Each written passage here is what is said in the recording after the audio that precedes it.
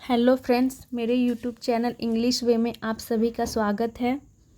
तो चलिए शुरू करते हैं आज की स्टोरी, जिसका टाइटल है द थ्री बर्ड्स, यानी कि तीन पक्षी। There was a golden cage in the centre of the big palace hall. There was a golden cage, तो देयर यहाँ पे इंट्रोडक्टिव वर्ड हो गया, जो कि सब्जेक्ट के रूप में यूज किया गया है। सेंटेंस क्या है कि एक गोल्डन केज था, तो इसमें सब्जेक्ट नहीं है, तो हम सेंटेंस को पूरा करने के लिए देयर का यूज करते हैं। इसे डमी वर्ड भी बोलते हैं। There was a golden cage, एक सुनहरा क्या था, केज था यानी पिंजरा था। इन द सेंटर, सेंटर का मतलब हो गया कि बीच में। Of the big palace hall, of the big palace hall का मतलब हो गया कि एक बड़े से महल के हॉल में, यानी बड़े से महल के हॉल के सेंटर में एक क्या था, सुनहरा पिंजरा था। In that cage lived three beautiful birds. In that cage यानी कि उस पिंजरे में लिव्ड रहता था three birds, three beautiful birds. तो उस पिंजरे में क्या रहते थे, थ्री ब्यूटीफुल बर्ड्स, यानी कि तीन सुंदर पक्षी रहते थे। It was said that the birds new magic and were 300 years old.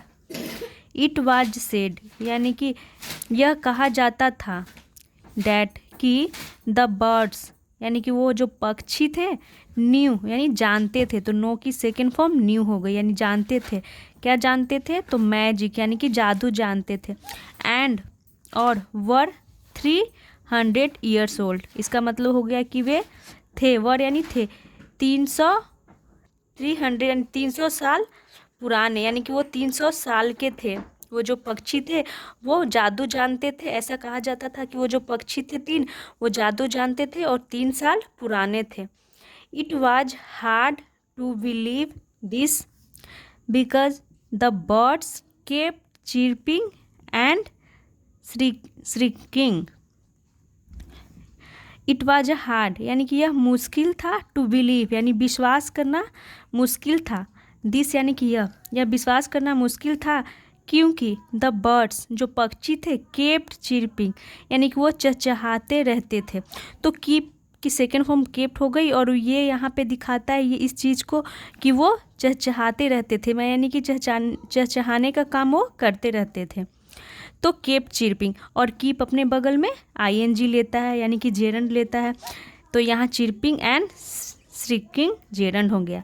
यानी कि वो चिरपिंग यानी कि चहकते रहते थे, और क्या करते थे, तो श्रिकिंग यानी कि वो चीखते रहते थे।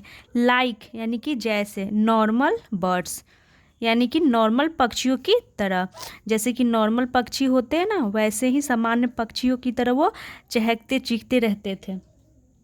सो इसीलिए how could they B magical, इसीलिए हाउ यानी कैसे, कुड दे बी मैजिकल यानी कि वे कैसे, बी यानी कि हो सकते थे, कुड यानी कि हो सकते थे, मैजिकल यानी कि वे जादुई कैसे हो सकते थे, क्योंकि वो सामान्य पक्षियों की तरह चहकते थे चीखते थे, तो वो मैजिकल कैसे हो सकते थे, यह विश्वास करना क्या था, थोड़ा हार्ड था, मुश्किल था।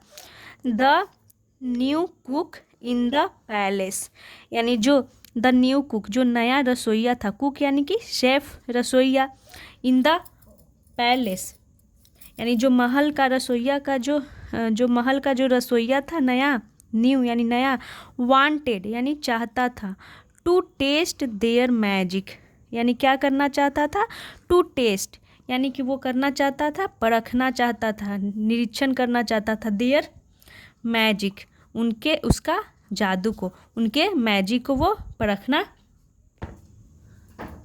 Wanted to test their magic यानी कि जो नए महल का जो नया रसोइया था महल का, वो चाहता था परखना, टू टेस्ट यानी परखना, देयर मैजिक यानी उनके जादू को। He suggested to the king that the king should throw a grand feast for his neighbouring kingdoms. तो यहाँ तक हो गया। यहाँ से ही सजेस्टेड, उसने सजेस्ट किया यानी कि सुझाव दिया, टू द किंग यानी राजा को। तो किसने सुझाव दिया? ही प्रोनाउन यूज किया गया है उस कुक के लिए कि उसने सुझाव दिया टू द किंग यानी राजा को, डैट कि the king should throw a grand feast यानी कि राजा को शुड यानी चाहिए, throw a grand feast. Throw का मतलब होता है कि पार्टी रखना, तो उन्हें पार्टी रखना चाहिए। शुड यानी चाहिए, थ्रो यानी पार्टी रखना चाहिए। तो थ्रो हम फेंकने के लिए भी यूज करते हैं या फिर पार्टी रखने के लिए भी हम थ्रो का यूज करते हैं। थ्रो अ ग्रैंड फीस्ट, एक ग्रैंड का मतलब हो गया कि एक भव्य, फीस्ट का मतलब होता है दावत। तो जो कुक था उसने राजा को सजेस्ट किया, सुझाव दिया कि क्या रखने के लिए? एक ग्रैंड फीस्ट रखने के लिए, एक भव्य दावत। फॉर हिज नेबरिंग किंगडम यानी कि अपने पड़ोसी राज्यों के लिए। The king liked the idea यानी राजा को, द किंग यानी राजा को लाइक यानी पसंद आया, द आइडिया यानी वह सुझाव पसंद आया। एवरीबॉडी स्टार्टेड प्रिपेयरिंग, एवरीबॉडी यानी कि हर कोई, स्टार्टेड यानी कि शुरू कर दिया, प्रिपेयरिंग यानी कि तैयारी, प्रिपेयरिंग कर दिया यानी कि तैयारी शुरू कर दिया। और स्टार्ट भी अपने बगल में जेरन लेता है, जैसे कि लव, लाइक, कंटिन्यू, ये सब अपने बगल में जेरन लेते हैं, तो स्टार्ट भी अपने बगल में जेरन लेता है। जब भी स्टार्ट आएगा तो उसके बाद क्या आएगा? वर्ब में आईएनजी, स्टार्टेड प्रिपेयरिंग यानी कि वो क्या करने लगे? तैयारी करने लगे। For the celebration, for the celebration किसके लिए? तो सेलिब्रेशन के लिए तैयारी करने लगे। सेलिब्रेशन का मतलब हो गया उत्सव, just. On the night of the feast, on the night यानी कि उस रात, ऑफ द फीस्ट यानी कि फीस्ट यानी दावत की रात, द यहाँ पे था sorry, on the night of the feast यानी कि दावत की रात, on the night of the feast का मतलब हो गया दावत की रात। द कुक यानी कि जो कुक था, रसोइया, quietly went to the dining room, quietly यानी कि चुपके से, went to the dining room, कहाँ गया? तो टू प्रीपोजिशन हो गया, वो डाइनिंग रूम गया, चुपके से डाइनिंग रूम गया। और क्वाइटली एडवर्ब हो गया जो कि एक्शन को मॉडिफाई कर रहा है, यानी कि एक्शन के बारे में तो बता रहा है कि वो कैसे गया, तो क्वाइटली चुपके से गया। तो एडवर्ब का क्या काम होता है कि वर्ब को डिस्क्राइब करना। तो वो चुपके से, क्वाइटली यानी चुपके से, went to the dining room यानी कि वो डाइनिंग रूम में गया। And added a lot of chilli in each dish, and added यानी कि वो मिला दिया, ऐड कर दिया। अ लॉट ऑफ चिल्ली यानी कि बहुत सारा चिल्ली यानी मिर्च उसमें ऐड कर दिया। इन ईच डिश यानी कि प्रत्येक व्यंजन में, डिश यानी कि प्रत्येक व्यंजन में। But surprisingly none of the dishes sizzled, but surprisingly तो इसका मतलब हो गया लेकिन आश्चर्यजनक रूप से, नन ऑफ द डिशेज तो बोल सकते हैं कि लेकिन आश्चर्य की बात थी कि नन ऑफ द डिशेज यानी कि व्यंजन में से कोई भी नहीं, सीजल्ड यानी कि व्यंजन में से कोई भी नहीं चटका, सीजल्ड यानी चटका। तो कहने का मतलब हो गया कि उसने बहुत सारे डिशेज में वो क्या कर दिया, बहुत सारा मिर्च मिला दिया डिशेज में, डाइनिंग रूम में जा कर के उसने मिर्च मिला दिया। लेकिन आश्चर्य की बात थी, बट सरप्राइजिंगली का मतलब हो गया कि लेकिन आश्चर्य की बात थी कि नन ऑफ द डिशेज यानी कि डिशेज में से कोई भी नहीं सीजल्ड यानी कि उसमें से कोई भी तीखा नहीं हुआ, कोई भी फूड बर्बाद नहीं हुआ, इसका ये मतलब हुआ। सीजल्ड यानी कि वैसा इसका मतलब क्या होता है? चटकना, कोई भी नहीं चटका।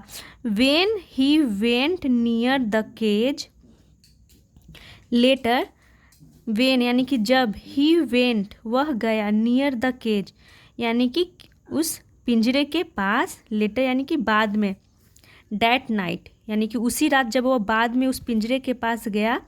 ही सॉ उसने देखा, the 3 birds smiling at him, 3 birds यानी कि उन 3 पक्षियों को स्माइलिंग यानी मुस्कुराते हुए, एट हिम यानी कि उस पे, यानी कि कुक पे मुस्कुराते हुए उसने देखा कि तीनों पक्षी थे जो उस पे मुस्कुरा रहे थे।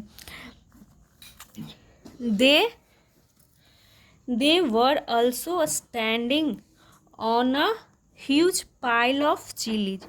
दे वर ऑल्सो स्टैंडिंग यानी कि वे वर यानी थे, ऑल्सो यानी भी, स्टैंडिंग यानी कि खड़े थे, वे खड़े थे on a huge pile of chillies.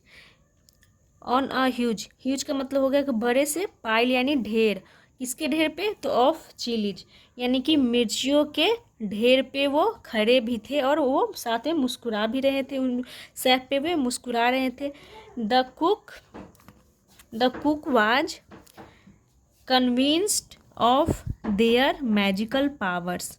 The cook was यानी जो कुक था यानी कि रसोइया, वो क्या हो गया था, कन्विंस्ड हो गया था, यानी कि वो उसे विश्वास हो गया था किस पे, तो ऑफ देयर मैजिकल पावर्स, उनके जादुई शक्तियों पर। तो कन्विंस करना यानी मनाना होता है, या फिर द कुक वाज कन्विंस्ड यानी जो कुक था उसे विश्वास हो गया, उसे आश्वस्त हो गया कि उन किस पे, तो उनके मैजिकल पावर्स पे। तो इसमें देख सकते हैं कि ये जो बर्ड्स हैं ये चिलीज पे हैं और ये शेफ है जो देख रहा है, जो ये पक्षी थे ये देख करके उन्हें मुस्कुराया।